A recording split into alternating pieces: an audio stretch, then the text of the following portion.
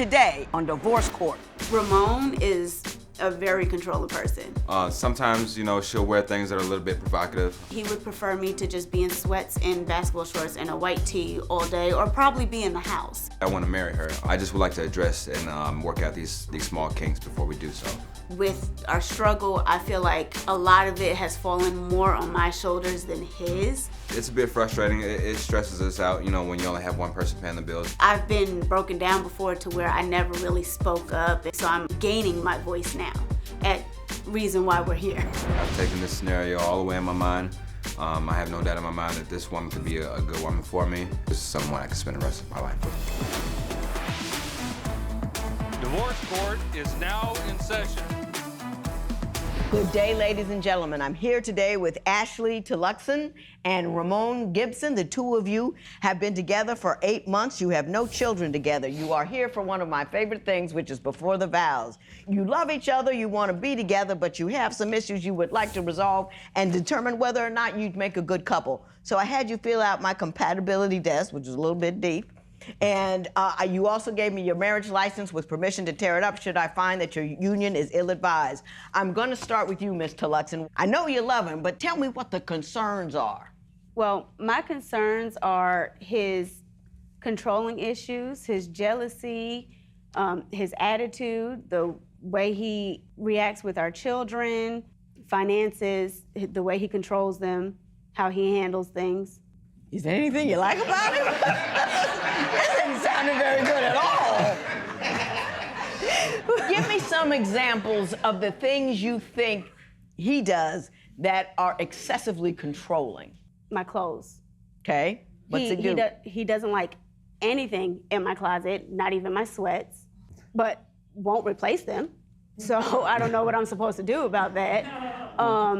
When we go out in public, as for instance, we went to... So this to you is inappropriate. I got something in the screen. You don't like her wearing something like that.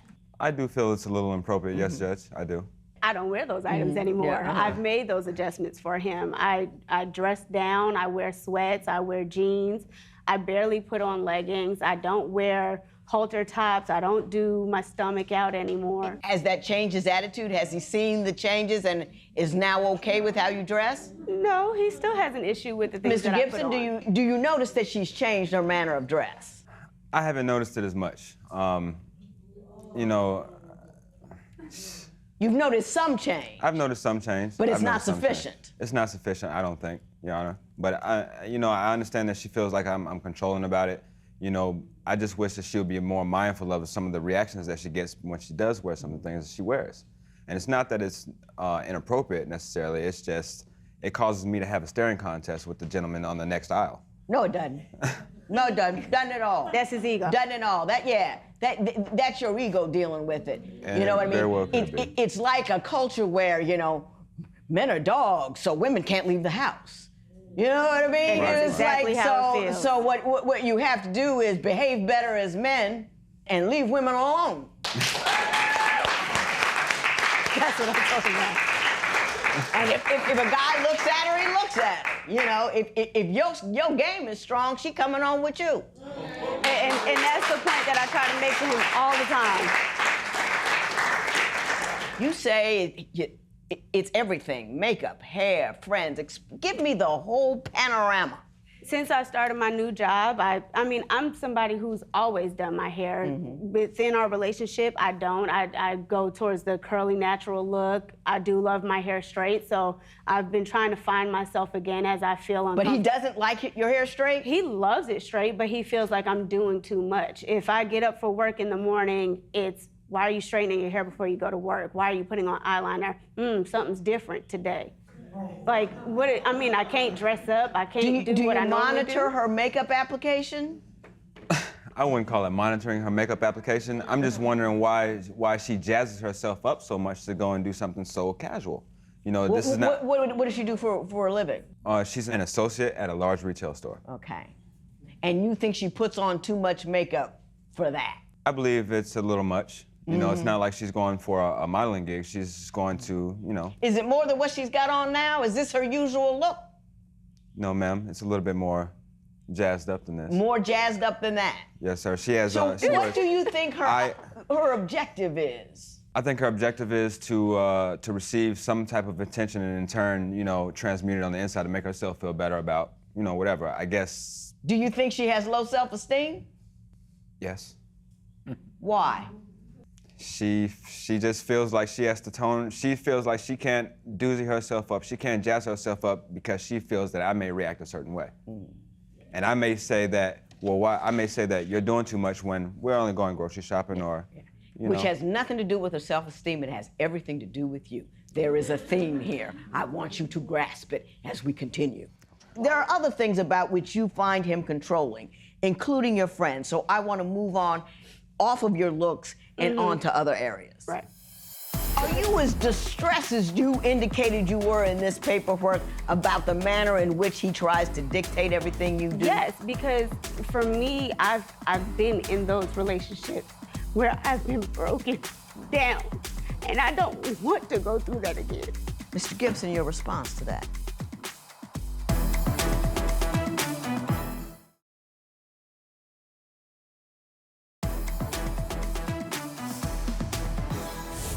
You say he's controlling with respect to your friends. Why don't you explain that to me? I have a friend, and her job of choice isn't exactly something that I condone, and nobody else that I know would actually condone, so he doesn't, of course. But she... Well, now I got to know what the job of choice is. She's in the entertainment field. I'm in the entertainment field. She's a stripper. All right, there you go, there you go. And she's tried to change when it comes to that and everything, and she needed my support for something. She was really down, and even though I didn't necessarily support the issue, I still helped her out because she's a friend of mine. She needed a ride somewhere. Right. And the attitude that I get from him is, as long as you don't do this, and I'm like, well, don't you trust me enough not to do this? You should know better than that. Mr. Gibson, your response to that? It's more than just entertainment. This is a friend that she's been friends with for a minute. As far as the stripping is concerned, this particular incident she was talking about, the friend requested that she be dropped off at a stripper party. The friend had no other person there, and she had no ride back. So I'm assuming that my girl is the one to be picking her up. So it was a safety concern on your part that Absolutely. she and this woman was out there. What I want to talk about is, because I think this is really important, is the disconnect that you have about the manner in which the children should be raised. Because I think that is very important when you're talking about whether or not you're going to get married. Right. Now, the kids that live in the house with you are hers. The one child, yes. One child is by a previous relationship. Do you have any together? No, ma'am, not Okay, together. so there's one child in the household. Currently, yes. Okay, yes. You have concerns about the way she parents. Why don't you explain that to me? Okay, well, recently my son was in town from Florida. He's been here for the summer. Okay. He just recently went home. So the boys have been together. Mm-hmm. All right, now, of course, they're boys. They play fight, they do all this. They play video games and stuff like that.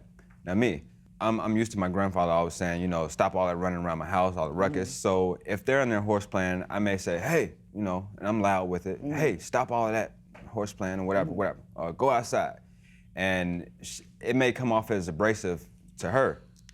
My family is a military background. I come from a military background. So as far as doing the homework at the dining room table, that's to get rid of those influences in the room. You got video games in the room, you got TV in the room.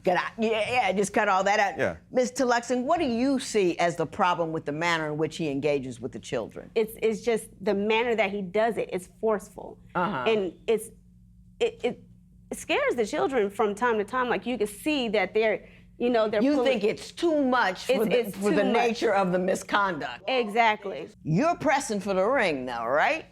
Yes. Yes, I am. A ring don't help a controlling dude. I understand that. I completely understand that. But sometimes they look at that marriage license like a bill of sale.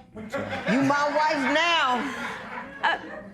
I see. Are you as distressed as you indicated you were in this paperwork about the manner in which he tries to dictate everything you do? Yes, because for me, I've been in those relationships where I've been broken down, and I don't want to go through that again. I will not go through that again. So to see anything that might lead that way, I can't. You can't have it. I can't do it. So it breaks me apart every time I see something coming at me, the attitude, the controlling. It's something I've been mentally broken down before, and I won't do it again.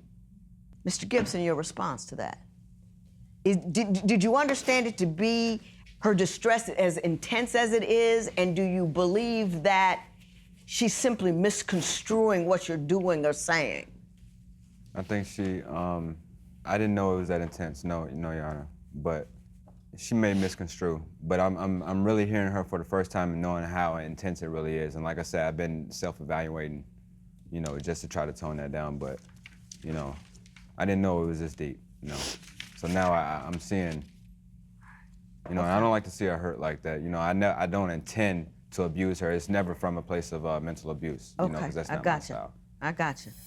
I just wish guys would get educated about the female body for a couple of reasons. But so you understand the nature of the badass work we do. And when you lose a baby, it is difficult to go through. So be educated before you tell somebody what to do when you don't even know what you're talking about. Would you change your clothes and hairstyle for your fiancé? Tell us what you think at facebook.com/Divorce Court. Divorce Court will be right back.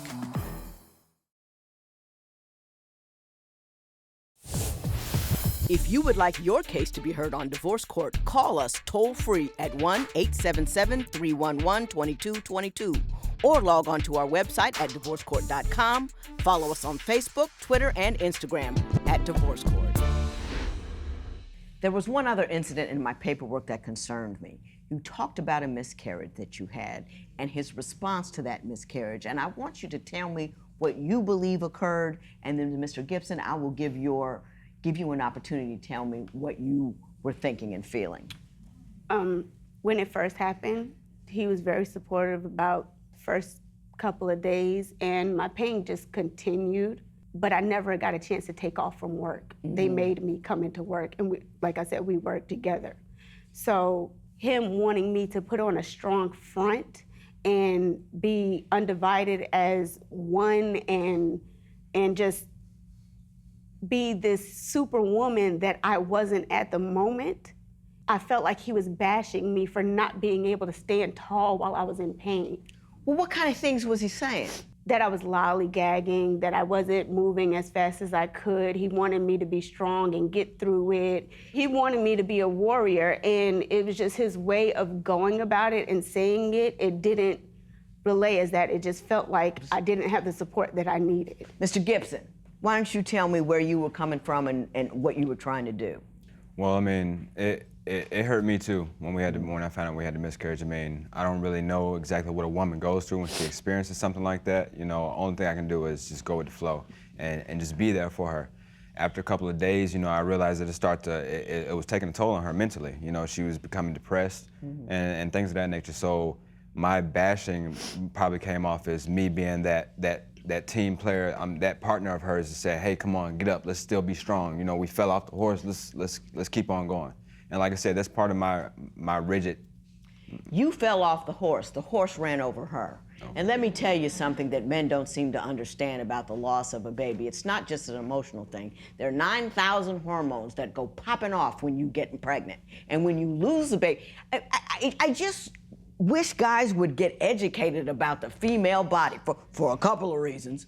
But so you understand the nature of the badass work we do. And what it is progesterone and oxytocin and all of those things, they accumulate. And when you lose that child, you have these massive hormonal fluctuations that go on for a period of time. And it's not because it's like, putting some heroin in your arm and said, buck up, don't get high. Buck up, be a man. Right. You know what I mean? It is a serious and meaningful. She was creating a life, and your entire body, the amount of blood volume changes. Everything changes. And when you lose a baby, all of that flushes out, and it takes weeks. And it is difficult to go through. So be educated before you tell somebody what to do when you don't even know what you're talking about.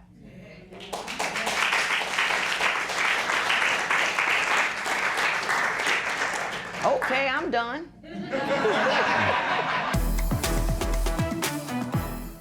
What should all engaged couples agree on before marriage?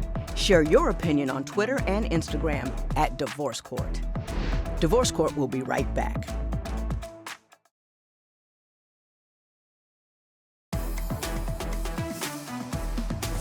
Ms. Teelucksingh, I'm glad you told me about that previous experience.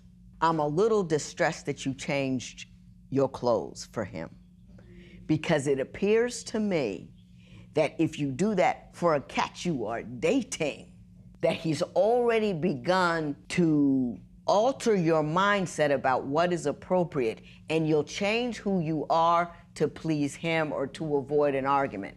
And that's not all him. Some of that is you.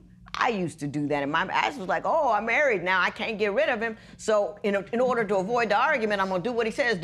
And then one day I was doing what he said so often, I didn't like him no more. I mean, it wasn't his fault, it was my fault. So what I want you to do is take a piece of yourself back. And when you take a piece of yourself back, and he says, I don't like this friend, I don't like this. So I understand that. But I am a trustworthy woman. I've done nothing to make you not trust me. This is what I like to do, and I will continue to do so. You ain't got to get mad, you ain't got to crank your neck, you ain't got to do none of that. But you stand in your truth, and don't worry about the argument. Mr. Gibson, I don't think you're a bad guy. I think you know you're a little rigid, and you would like to not be so rigid. And I want you to remember that to be empathetic is to understand that though you may not be thirsty, someone else may need a glass of water. So just because it doesn't feel that way to you, you have to inquire of a woman as to why she does what she does and feels the way she does. And even if you don't agree with it, you're going to have to say, I love her enough, allow her to be an individual. And don't let your fear, and that's all jealousy is, other dudes looking at her and the clothes too tight, that's just your insecurity. Do not let your insecurity run your life. Just don't let it happen, because if you let your insecurity run her life, you're gonna make her life smaller and smaller and smaller until one day she can't move no more, and then she just ups and goes, okay? I will give you this license. I can't believe it. I was all ready to torch this sucker. I was. I'm gonna give you this license, but I want you to, do you hear and feel what I said? I do. And I just want her to know, that no matter what, I'm always gonna come to you and try to communicate and try to get to the bottom of it, because under no circumstances do I want to go to bed mad with you. Yeah, but understand, it's not about winning the argument. It's about understanding where she's coming from, right, and accepting that she may want to do something differently, and that's okay. Women? Yes. This matter is adjourned. Yes, did you have something you wanted to say? I do. I love you. I don't want to lose you. I'm hearing what you got to say. So, let's work through this together. So, I just want to know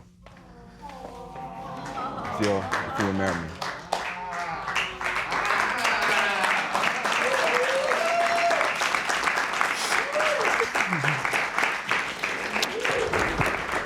I'm sorry, baby. I want wedding pictures and a progress report on him. This matter is adjourned. Thank you. You really helped me to see that, I need to soften up a little bit and just be a little bit more sensitive to her needs and inquire about what she wants.